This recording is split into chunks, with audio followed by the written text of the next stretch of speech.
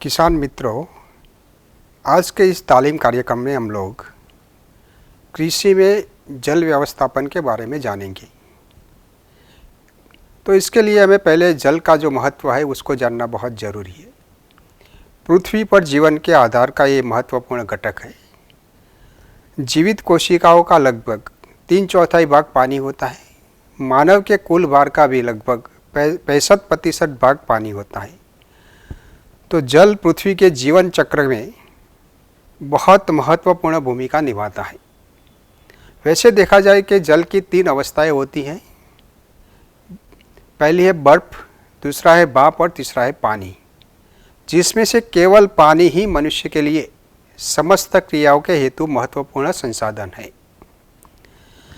पृथ्वी पर मानव के उपयोग हेतु उपलब्ध जल की मात्रा काफ़ी अल्प है। संपूर्ण जल का लगभग 97% भाग समुद्र है, जो कि लवणता के कारण उपयोग रहित है। ध्रुवीय बर्फ ग्लेशियर के रूप में 2% है, जो जल हमारे लिए कोई काम का नहीं है। फक्त हमारे लिए जो तालाब, नदियाँ, भूजल और प्राकृतिक स्रोत का जो भाग है केवल 0.02% है, उसका ही हम लोग उपयोग करते हैं।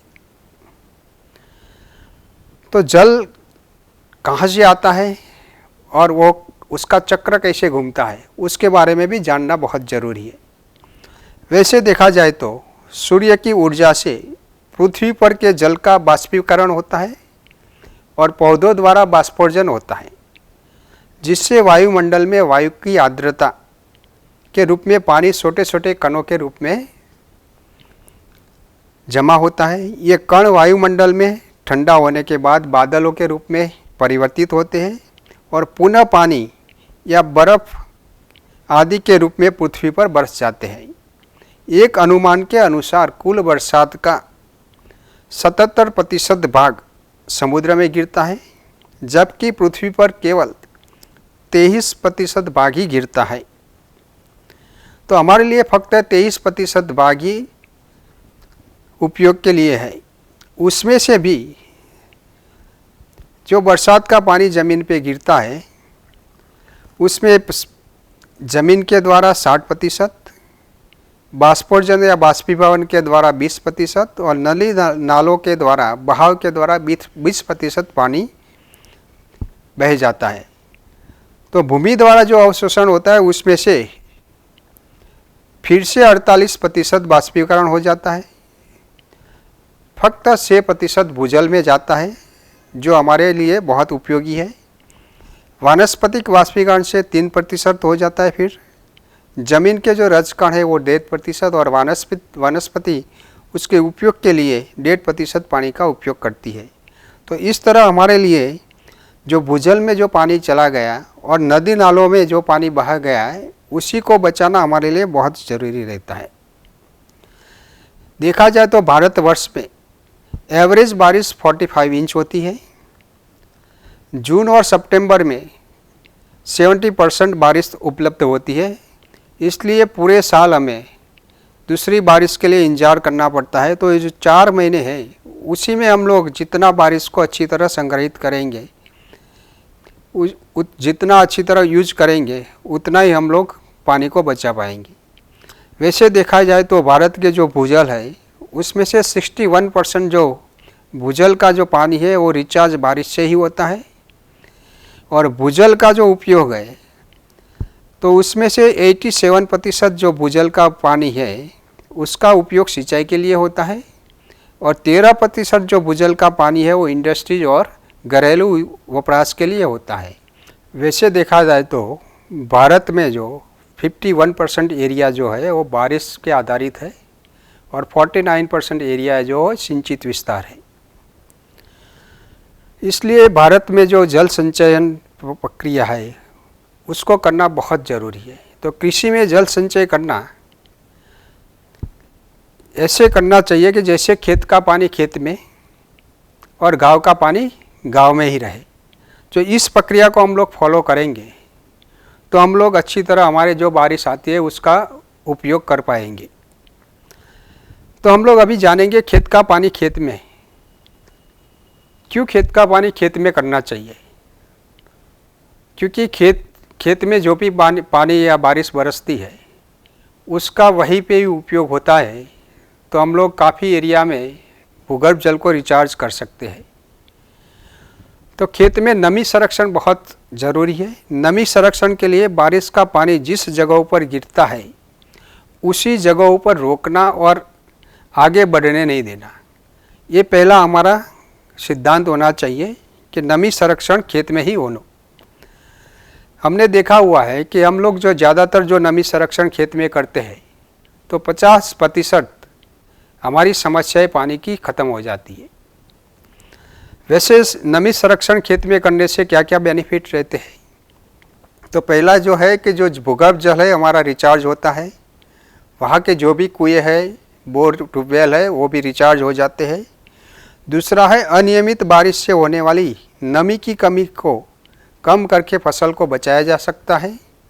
बाढ़ से होने वाले विनाश को रोकने के लिए ये बहुत ज़रूरी है। ज़मीन और जंगल को बंजर होते हुए रोकने के लिए भी नमी संरक्षण बहुत ज़रूरी है। ज़मीन का जो कटाव होता है उसको भी संरक्षित करना है और पौधों के लिए पर्याप्त पानी उपलब्ध कराने के लिए नमी संरक्षण बहुत ज़रूरी है।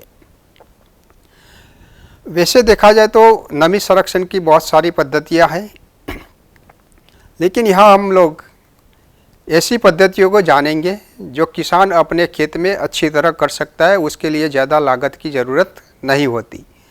उनकी जो परंपरागत खेती पद्धति है उसमें थोड़ा सा बदलाव करके इन पद्धतियों को जो किसान अपनाता है तो बहुत अच्छी तरह नमी संरक्षण हो सकता है। तो इन पद्धतियों को हम लोग 1 बाय 1 जानेंगे। वैसे तो यहाँ हम लोगों ने जो नमी संरक्षण की पद्धतियाँ बताई है उसमें से कई किसान अपने खेत में अपनाते भी हैं, लेकिन कई किसान ऐसे भी हैं जो इस पद्धतियों को अच्छी तरह अपनाकर नमी संरक्षण कर सकते हैं। तो नमी संरक्षण की जो पद्धतियाँ है उसके बारे में हम डिटेल में जानेंगे। तो जो नमी संरक्षण की जो पद्धतियाँ है उसमें हम पहली पद्धति है गहरी जुताई। तो गहरी जुताई क्यों करनी चाहिए? वैसे देखा जाए तो अभी हम लोग ट्रैक्टरों का इस्तेमाल ज़्यादा करते हैं। जो फार्म ऑपरेशन होते हैं उसमें ट्रैक्टरों का ज़्यादा इस्तेमाल होता है, और हम लोग जो पानी देते हैं सिंचाई के लिए उसकी वजह से भी, और केमिकल जो देते हैं उसकी वजह से ज़मीन की जो मिट्टी है उसकी जो ऊपर की परत है वो कठोर हो जाती है, जिसकी वजह से बारिश का पानी आता है तो ज़मीन में उतरता नहीं है।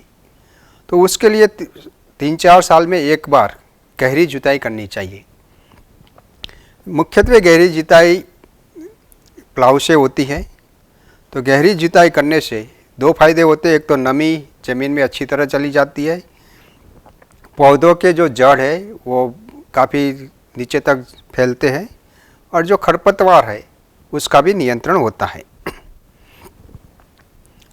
दूसरी है बिन सीजन जुताई। गर्मियों में जो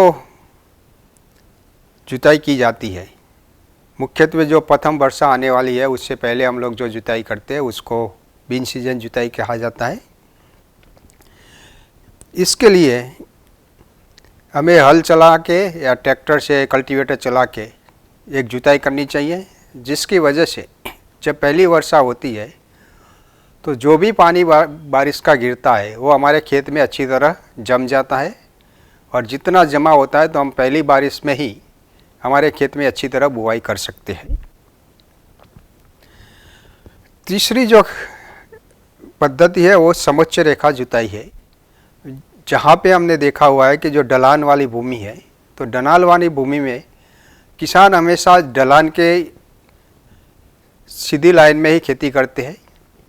उसकी वजह से ज़्यादातर जो मिट्टी है वो कट जाती है और पानी का जो प्रवाह है वो भी ज़्यादा तेज़ बहता है। तो हमने जो भी खाद डाली है वो भी पानी के साथ बह जाता है। तो इसके लिए समोच्च रेखा पद्धति से हम लोग भूमि को तैयार करेंगे, उसी पर रोपाई करेंगे तो अच्छी तरह हम लोग खेती कर सकते हैं। चौथी पद्धति है फार्म बंडिंग अथवा मेड़ बंदीकरण। कोई भी खेत होता है तो उसको बांधना बहुत ज़रूरी है। जब बारिश का पानी आता है तो मिट्टी को धो के ले जाता है। जो आपने वो जो खेत को बांधा है, चाहे मिट्टी से या चाहे पत्थर के तटबंध बना के हम लोग ये मेट बंदीकरण कर सकते हैं। तो फार्म बंडिंग में एक सिंपल सा टेक्निक है, वो फार्मर्स अपने खेत में खुद कर सकता है। तो किसान के लिए ये जो पद्धति अपनाने से एक तो खेत का पानी खेत में अच्छी तरह रुक जाता है, जो हमारी मिट्टी का जो कटाव होता है वो रुक जाता है, साथ में ज़मीन में नमी भी बनी रहती है और जो पानी का जो बहाव है उसको हम लोग कंट्रोल कर पाते हैं। आंतर जुताई, वैसे हम जब जो बुआई कर देते हैं उसके बाद हम लोग आंतर जुताई करते हैं। आंतर जुताई का महत्व बहुत ज़रूरी है क्योंकि नमी संरक्षण भी होता है और खरपतवार नियंत्रण भी होता है। लेकिन उसके साथ साथ जब आप आंतर जुताई करते हो तो ज़मीन में जो बनी है जो सूक्ष्म नलिकाएँ है वो बंद हो जाती है और बंद होने से जो बाष्पीभवन की जो प्रक्रिया होती है वो रुक जाती है, जिसकी वजह से ज़मीन में जो भी नमी है उसको संरक्षित होती है। ढलान के विरुद्ध खेती, जैसे ढालू भूमि होती है, ढलान वाली जो भूमि होती है उसमें ढाल की दिशा में खेती करते हैं किसान। तो कृषकों को ये जानना ज़रूरी है कि जब ढलान के दिशा में हम लोग खेती करते हैं तो काफ़ी मिट्टी का कटाव होता है और कई बार तो ज़्यादा बारिश होती है तो हमारी जो फसल है वो भी उसके साथ बह जाती है।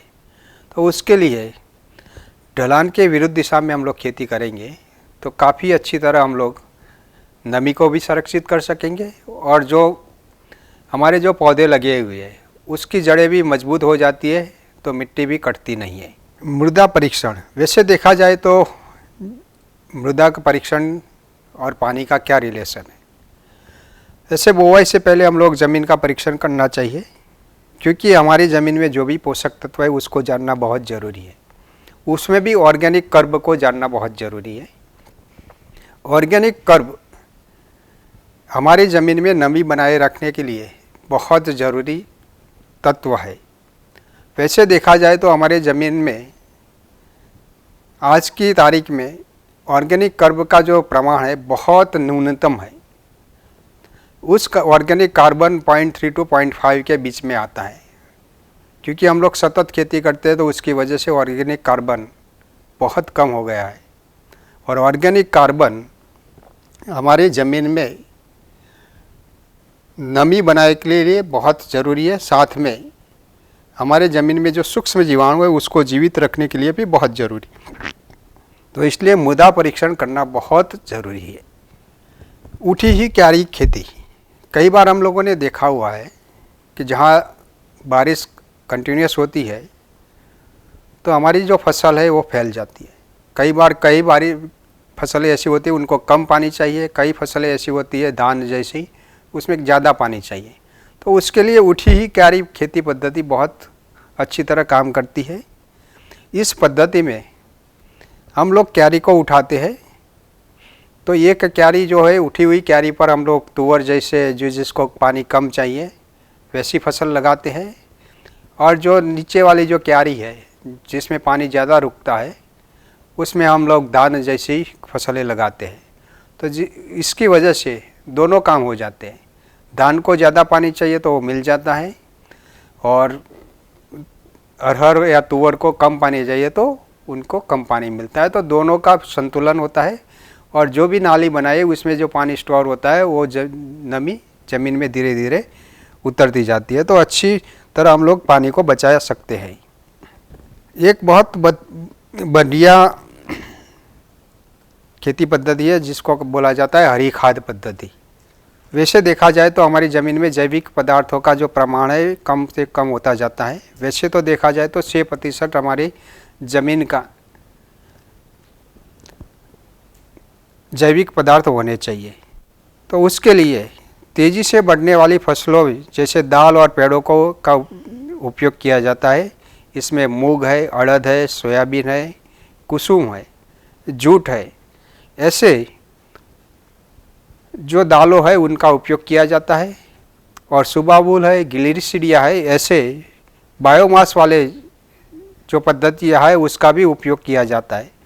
तो इसमें किया क्या जाता है कि इनको लगा के हम लोग जो फुल फ्लावरिंग स्टेज होता है या उसी टाइम पे इसको हम लोग रोटावेटर से या काट के वहाँ पे डाल देते हैं।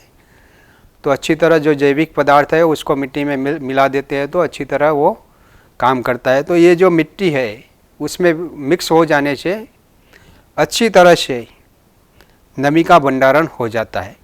खाद कंपोस्ट, वैसे देखा जाए तो पहले से ही हम लोग गोबर की खाद को हमारे खेत में यूज़ करते हैं, लेकिन बहुत समय से इसका जो प्रमाण है वो कम होता जा रहा है, क्योंकि गोबर मिलना भी मुश्किल हो रहा है, उसकी जो कीमत है वो भी बढ़ती जा रही है। तो इसके लिए जैविक कचरा और कम गोबर का यूज़ करके हम लोग कंपोस्ट बना सकते हैं। तो कंपोस्ट के लिए सिंपल सा टेक्निक है, उसमें 5 फीट बाय 3 फीट बाय जितनी आप लंबाई रखना चाहे उतनी लंबाई वाला एक टांका बनाइए और उसमें कंपोस्ट और गोबर दोनों मिक्स करके हम लोग लेयर बाय लेयर डालते हैं, या वर्मी कंपोस्ट भी डाल सकते हैं। तो उसकी वजह से अच्छी तरह खाद बन जाती है और जो कंपोस्ट है उसको हम लोग फरों में डाल के खेती में अच्छी तरह यूज़ कर सकते हैं, जिससे नमी भी बनी रहती है।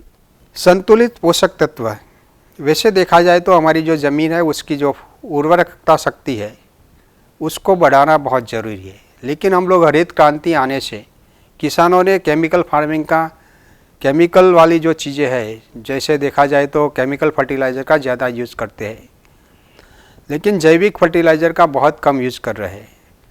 तो देखा जाए कि फसल के वृद्धि में या नमी बनाए रखने के लिए दोनों की ज़रूरत बहुत है। जैसे जैविक उर्वरक है उससे नमी अच्छी तरह बनती है, तो दोनों बैलेंस में यूज़ करेंगे तो हम लोग अच्छी तरह से हमारी जो फसल है उसको पका सकेंगे। साथ में जैविक उर्वरक ज़्यादा होने से हमारे जो सूक्ष्म जीव हैं वो भी अच्छी तरह पलते हैं, तो हमारे जो भी न्यूट्रिएंट है उसको प्लांट को चाहिए उसकी तरह वो देते रहते हैं। बायो कल्चर का भी हम लोग अच्छी तरह यूज करेंगे तो हमारी ज़मीन है वो भरभरी रहती है, और भरभरी ज़मीन में अच्छी तरह हम लोग नमी संरक्षण कर सकते हैं। मल्चिंग, मल्चिंग एक ऐसी विधि है जिसमें मिट्टी पर जैविक मल्च का आवरण लगाया जाता है, जो वर्षा के कारण मिट्टी के कटाव को भी रोकता है। साथ में हमारे जो भी रेसिड्यू है, जो क्रॉप, जो फसल हमने पहले ली है उसके जो अवशेष है उसका भी हम लोग अच्छी तरह इस्तेमाल कर सकते हैं।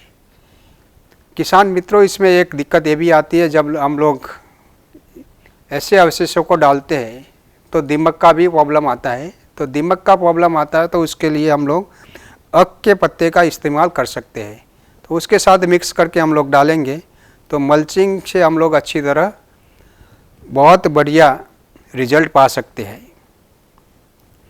जीवंत पंक्तियाँ, वैसे देखा जाए तो हमारा जो खेत होता है तो ढलान वाले जो क्षेत्र होते हैं उसमें 15 से 20 मीटर की दूरी पे एक पट्टी में क्रॉप लगाया जाता है, जिसमें दाल या घास का हम लोग यूज़ करते हैं, या सुबाबुल या गिलहरी की हम लोग लाइन कर सकते हैं।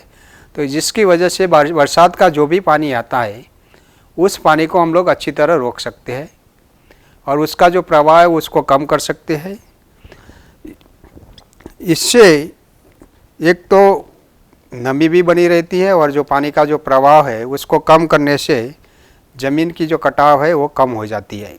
मिश्र और अंतर्वर्तीय फसल, वैसे देखा जाए तो जो हमारा जो प्रमुख फसल है उसके 5-6 लाइन में, उसके बाद दालें मीन्स दलहन की फसलें लगाई जाती है, जो जिससे फलियों वाली मिट्टी के कटाव को रोकने में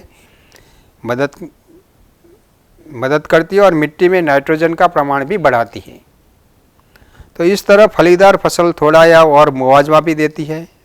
जब कोई भी कंडीशन आती है और हमारा जो मेन फसल फेल हो जाता है तो उसकी जगह ये जो दलहन वाली फसलें हमें ज़्यादातर बेनिफिट देती है। तो इससे 2 बेनिफिट होते हैं कि एक तो पानी का संरक्षण भी होता है, साथ साथ में मिट्टी का कटाव भी कंट्रोल हो जाता है। कंपार्टमेंट बंडिंग, वैसे हम लोग जब रबी क्रॉप करते हैं तो काली मिट्टी में पानी संग्रह करना बहुत ज़रूरी होता है, क्योंकि बारिश की सीज़न में काली मिट्टी में अच्छी तरह हम लोग खेती कर नहीं पाते हैं। तो ऐसे टाइम पे हम लोग 8 मीटर बाय 8 मीटर या 15 मीटर बाय 15 मीटर के कंपार्टमेंट बनाते हैं, जिसकी वजह से उस कंपार्टमेंट में बारिश का पानी अच्छी तरह स्टोर हो जाता है और धीरे धीरे वो पानी ज़मीन में उतरता जाता है और जो नमी तैयार होती है उसी नमी में हम लोग अच्छी तरह रबी फसल ले सकते हैं। जैसे रबी फसल में चना है, गेहूँ है, उसको भी हम लोग बिना बारिश या बिना पानी के भी अच्छी तरह उगा सकते हैं। तो कंपार्टमेंट बंदिंग भी फार्मर्स अपनी खेत पद्धति में थोड़ा बहुत बदलाव करके कर सकते हैं। मृत नाली पद्धति, जैसे काप वाली मिट्टी होती है, जलोढ़ मिट्टी होती है, तो उस मिट्टी में 8-10 हार के बाद में एक चास खुला रखा जाता है और गहरी नाली बनाई जाती है। तो जिससे क्या होता है कि जो बारिश का पानी आता है तो उस गहरी मिट्टी में रुक जाता है और उस गहरी नाली से धीरे धीरे पानी नीचे उतरता जाता है, तो खेत में नमी की मात्रा बढ़ जाती है।